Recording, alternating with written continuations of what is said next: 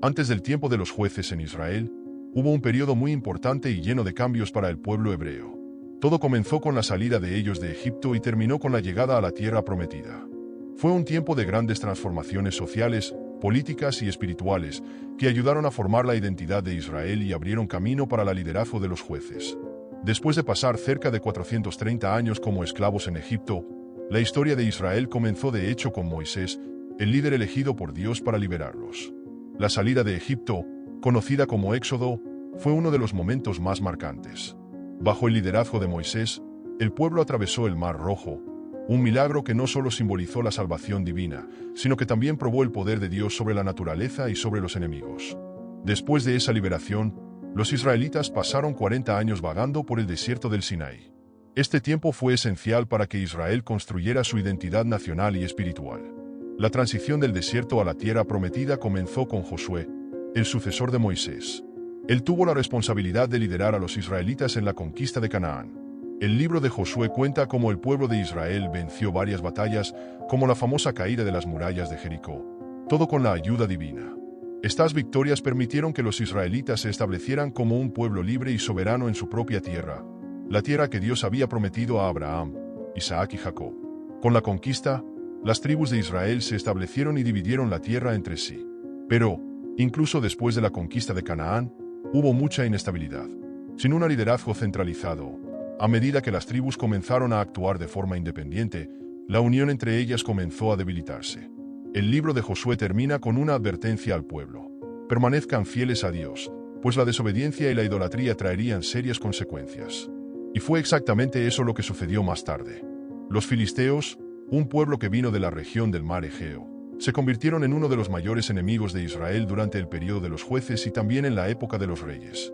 Ellos llegaron a Canaán alrededor del siglo X AC y dominaron varias ciudades importantes de la región. Los filisteos eran un pueblo con una estructura social bien organizada, con líderes políticos y religiosos. Ellos adoraban dioses como Dagón, relacionados con la fertilidad y la agricultura, lo que muestra la importancia de la tierra para ellos. Los ataques de los filisteos contra los israelitas fueron constantes y causaron muchos daños. La presencia de ellos en Canaán mantenía el ambiente siempre tenso y lleno de conflictos. Conocidos por ser excelentes guerreros, los filisteos realizaron ataques rápidos y sorprendentes, pillando a las tribus de Israel desprevenidas. Sin un liderazgo central fuerte, Israel entró en un ciclo de opresión. Cuando la situación se volvió insostenible, el pueblo clamaba a Dios por ayuda, y Dios levantaba jueces, líderes temporales que liberaban al pueblo de los enemigos. Pero estos jueces no lograron mantener un liderazgo firme, y el ciclo comenzaba de nuevo. Uno de los primeros enemigos en oprimir a Israel fue el rey Cushan-Risataim, de Mesopotamia, que controló las tierras israelitas por alrededor de 8 años. Dios, entonces, llamó a Otniel, hijo de Knaz y sobrino de Caleb, como juez y líder. Otniel era conocido por su valentía y habilidades como guerrero. Ya se había destacado en las batallas para conquistar Canaán, y ahora, con la ayuda del Espíritu de Dios, fue elegido para liderar al pueblo contra el opresor. Otniel se enfrentó a Cushan-Risataim y su poderosa tropa. Aunque la Biblia no da muchos detalles sobre la batalla, es claro que Otniel ganó con la ayuda divina, liberando a Israel de la esclavitud. La victoria de Otniel no fue solo un acto de valentía, sino también una demostración de la providencia de Dios en respuesta al arrepentimiento del pueblo. Después de esa victoria, Otniel se convirtió en el primer juez de Israel, gobernando por un periodo de paz que duró alrededor de 40 años. Bajo su liderazgo, el pueblo volvió a adorar a Dios y abandonó los ídolos traídos por las culturas vecinas. Otniel no solo restauró la libertad de Israel, sino que también trajo de vuelta la fe y la unidad espiritual al pueblo. El liderazgo de Otniel no trajo solo libertad política, sino también una nueva era de fidelidad y unión entre las tribus de Israel. Él guió al pueblo con sabiduría y bajo la orientación de Dios, inspirando a todos a mantener su fe. Sin embargo, a pesar de toda esta paz, la historia de Otniel ya anticipaba el ciclo de desobediencia que marcaría la era de los jueces. A pesar de que su liderazgo había traído liberación, el pueblo de Israel, con el tiempo, comenzó a alejarse de Dios nuevamente. Tras la muerte de Otniel, el primer juez de Israel, el país entró en un periodo de desorden. Sin un liderazgo fuerte para guiarlos, los israelitas comenzaron a desviarse de la inspiración de Dios. El libro de Jueces relata que, después de la muerte de Otniel, el pueblo de Israel comenzó a adoptar prácticas idólatras, adorando a dioses cananeos y otros ídolos. Esto despertó la ira de Dios, quien permitió que sus enemigos se levantaran contra ellos una vez más. El primero en oprimir a Israel después de la muerte de Otniel fue Eglón, el rey de Moab. Los moabitas eran viejos enemigos de Israel, y su opresión era especialmente cruel. Eglón formó una alianza con los amonitas y los amalecitas, reuniendo un ejército fuerte para invadir el territorio israelita y tomar Jericó, que era una ciudad estratégica para Israel. La conquista de Jericó fue devastadora, y los israelitas se vieron nuevamente bajo el dominio de un tirano. Eglón gobernó Israel con mano de hierro por 18 años, periodo durante el cual los israelitas se enfrentaron enormes dificultades. Con el tiempo, el pueblo de Israel, sufriendo por la opresión, comenzó a clamar a Dios por ayuda. Reconocieron sus errores y buscaron el arrepentimiento, recordando cómo Dios había liberado a sus antepasados en el pasado. En medio del sufrimiento, regresaron a Dios en busca de liberación. Y fue en este escenario de opresión que surgió un nuevo líder, Ehud, quien se convertiría en el segundo juez de Israel. Ehud era de la tribu de Benjamín y tenía una característica interesante: era zurdo. Esto resultó ser un factor crucial en la estrategia que usaría para liberar a Israel. A diferencia de Otniel, que ya era un líder militar respetado, Ehud no tenía relevancia al principio. Sin embargo, su valentía e inteligencia lo convertirían en uno de los jueces más recordados en la historia bíblica. La historia de Ehud comienza con un plan audaz.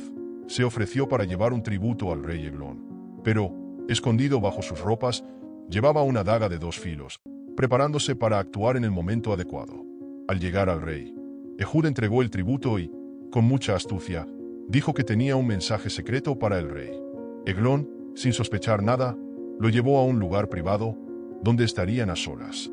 Fue en ese momento que Ehud reveló su verdadera intención.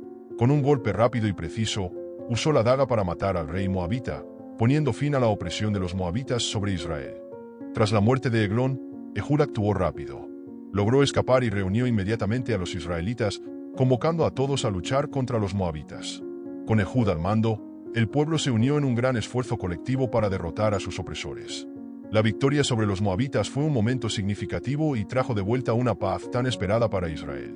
Este periodo de libertad duró alrededor de 80 años, tiempo en el que Ehud lideró al pueblo y los dio de vuelta a la inspiración en el Señor. El liderazgo de Ehud fue un divisor de aguas para Israel, marcando un punto de cambio importante. Su determinación en combatir la opresión mostró el tipo de líder que el pueblo necesitaba. Tanto la historia de Otniel como la de Ehud dejan claro cómo la fidelidad humana es frágil y cómo es esencial mantener una relación cercana con Dios. Sin embargo, con la muerte de Ehud, Israel volvió a enfrentar desorden e inestabilidad. Este alejamiento provocó la ira de Dios, y él permitió que nuevos enemigos se levantaran contra Israel. Esta vez, fueron los cananeos, liderados por Jabín, el rey de Jase, y su comandante, Sísara. Los cananeos eran conocidos por su poder militar, especialmente por sus carros de guerra, lo que les daba una gran ventaja sobre las tribus de Israel. La opresión fue brutal y devastadora, haciendo que los israelitas nuevamente sufrieran bajo la tiranía de un enemigo poderoso. Es en este contexto de opresión que surge la figura de Sangar. Sin embargo, antes de Sangar, el liderazgo de Débora se destacó de manera crucial. Débora fue una profetisa y jueza que lideró a Israel durante esta fase crítica, y su historia es una de las más impactantes de la era de los jueces. Aunque Sangar fue seleccionado brevemente como juez, el papel de Débora fue fundamental en la lucha contra los cananeos. Con la creciente opresión de Jabín y Sísara, el pueblo de Israel estaba desesperado por un liderazgo fuerte, y Débora, al darse cuenta de la gravedad de la situación, convocó a Barak, un líder militar experimentado, para actuar. Débora, una profetisa y líder de Israel, recibió un mensaje importante de Dios. Era hora de que Barak, un militar de la tribu de Naftalí, reuniera 10.000 hombres y enfrentara al ejército del poderoso comandante cananeo, Sísara. Sin embargo, Barak dudó. Pidió que Débora lo acompañara, mostrando que necesitaba su apoyo y seguridad para enfrentar la batalla. Débora, con su firme confianza en las promesas de Dios, no dudó. Cuando Barak y sus tropas fueron al encuentro de Sísara, algo sorprendente ocurrió. Una gran tormenta surgió, dificultando el movimiento de los carros de guerra de los cananeos, que era la mayor ventaja de Sísara. Este imprevisto debilitó al ejército opresor y dio la oportunidad de que las fuerzas israelitas lo atacaran para derrotar a los enemigos. Sísara, al ver que su derrota era inminente, huyó y encontró refugio en la tienda de Jael, esposa de Eber, el queneo. Con la muerte de Sísara, la opresión de los cananeos terminó, y Israel disfrutó de paz bajo el liderazgo de Débora y Barak. Esta victoria fue celebrada en un cántico de Débora, un himno de alabanza que reflejaba la alegría y gratitud del pueblo por la liberación. En este periodo de triunfo, entra en escena la historia de Sangar. Aunque su historia es breve, es impresionante. Él es mencionado en 2 versículos de la Biblia, pero su hazaña es notable. Lo que hace a Sangar interesante no es solo su valentía, sino cómo Dios utilizó algo extraordinario para traer victoria al pueblo de Israel. A pesar de los pocos detalles sobre su vida, Sangar es recordado por su bravura y por la manera en que, con la ayuda de Dios, superó a un ejército opresor con un instrumento cotidiano. Sangar, hijo de Anate, aparece brevemente en la Biblia, pero su impacto fue significativo. En Jueces 3:31 se menciona como alguien que desempeñó un papel crucial en la liberación de Israel, aunque su historia sea corta. También es recordado en el Cántico de Débora, en Jueces 5:6, lo que refuerza la importancia de sus acciones en la lucha contra los enemigos de Israel. Una cuestión interesante que muchos estudiosos se plantean es sobre el origen de Sangar y el significado de su nombre. Existen varias teorías, y una de ellas sugiere que él puede no haber sido judío de nacimiento. Algunos creen que el nombre Sangar puede estar vinculado a palabras que significan defensor o salvador, reflejando su papel como libertador del pueblo de Israel. Además, la referencia a Sangar como hijo de Anate genera aún más curiosidad. Este posible vínculo con la cultura cananea plantea preguntas sobre cómo Sangar fue aceptado como juez de Israel, a pesar de que su origen no fuera israelita.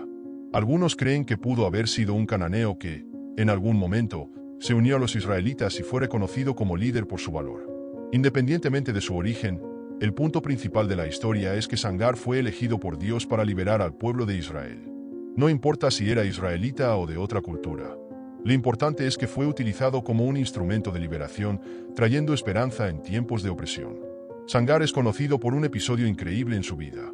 Asesinó a 600 filisteos usando solo una aguijada de bueyes, que no es más que una vara larga utilizada para guiar el ganado. Imagina transformar una herramienta simple, usada en el campo, en un arma poderosa. En lugar de una espada o un lanza, Sangar usó lo que tenía a mano, demostrando que la fe y el coraje pueden hacer milagros, incluso con recursos limitados. Este acto de Sangar es un ejemplo claro de cómo, en la Biblia, Dios frecuentemente utiliza al elegido para realizar grandes hazañas. Lo que era común en el trabajo diario de un agricultor se convirtió en un símbolo de resistencia y valentía. La forma en que Sangar enfrentó esta batalla nos enseñó una lección importante.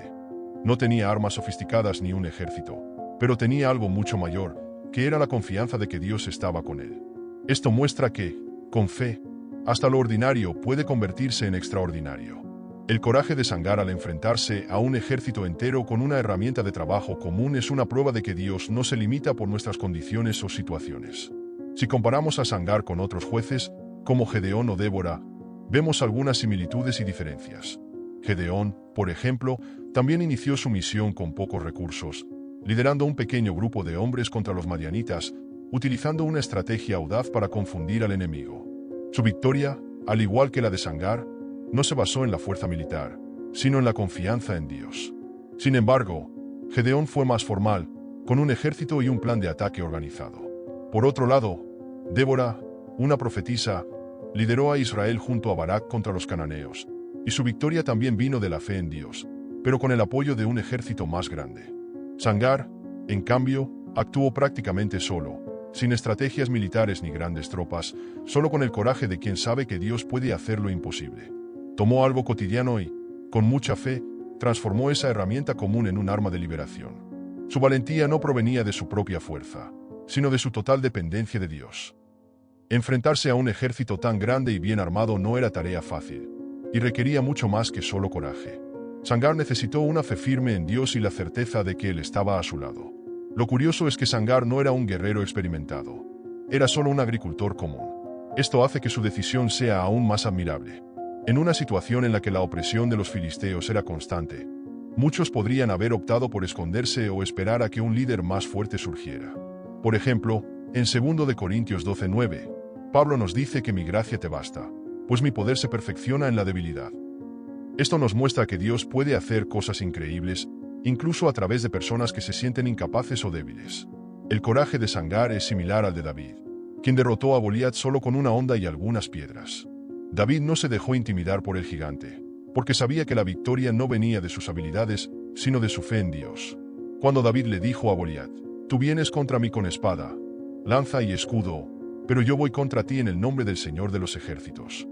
La historia de Sangar nos hace reflexionar sobre cómo podemos aplicar estos principios en nuestro día a día. Muchas veces, nos encontramos con desafíos que parecen imposibles de superar y nos sentimos sin recursos o habilidades. Sin embargo, la experiencia de Sangar nos enseña a confiar en Dios, incluso con lo que tenemos a mano, por más simple que sea. Dios no espera que tengamos.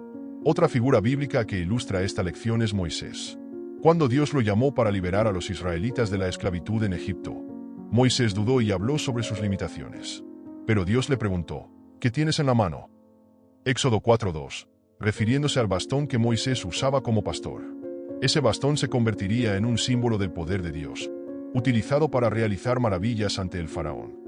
Aunque la Biblia no nos dé muchos detalles sobre cómo exactamente Sangar logró su victoria, podemos imaginar que, con fe y coraje, enfrentó una batalla de una manera que mostró a todos que Dios puede usar a cualquiera, en cualquier momento, para realizar algo extraordinario. Cuando Sangar derrotó a los filisteos, no lo hizo solo con valentía, sino también con estrategias inteligentes. Supo aprovechar el terreno y sorprender al enemigo. Aunque es un relato breve, la historia muestra que la verdadera fuerza y victoria provienen de Dios. Algunas personas han comparado a Sangar con Sansón, y esto tiene sentido, ya que ambos tuvieron victorias notables sobre los filisteos. Sin embargo, a pesar de las similitudes, sus historias son bastante diferentes. Sangar, por ejemplo, es conocido por su valentía al derrotar a 600 filisteos con una aguijada de bueyes. Esta victoria ilustra cómo un hombre común, que confía en Dios, puede lograr cosas extraordinarias, incluso usando herramientas simples. Sansón, por otro lado, es una figura más compleja. Poseía una fuerza sobrenatural dada por Dios que le permitía realizar hazañas increíbles en batalla. No solo derrotó a los filisteos, sino que también causó destrucción en sus ciudades, utilizando su fuerza para buscar venganza y justicia. Sin embargo, la narrativa de Sansón también está marcada por sus debilidades personales, como la lucha contra sus pasiones y la influencia de la cultura filistea, que lo llevó a su captura y muerte. La historia de Sangar nos enseña mucho sobre la relación entre el pueblo de Israel y Dios. Las lecciones que extraemos de este relato pueden impactar profundamente la vida de cualquiera que enfrente dificultades. Cuando te enfrentas a desafíos, es esencial recordar que, así como los héroes de la fe que vinieron antes que nosotros, también pasaron por desafíos mucho más grandes que los nuestros. Por eso, es fundamental que tengas coraje y sigas el ejemplo de Sangar, David y Moisés, confiando en que Dios puede usar tus debilidades y limitaciones para cumplir sus planes. Si te sientes inspirado por el coraje de Sangar al enfrentarse a los filisteos, no olvides dejar tu like y suscribirte al canal para más contenido sobre figuras destacadas de la Biblia. Gracias por quedarte hasta el final. Un gran abrazo desde el fondo de mi corazón y que tengas la paz del Señor.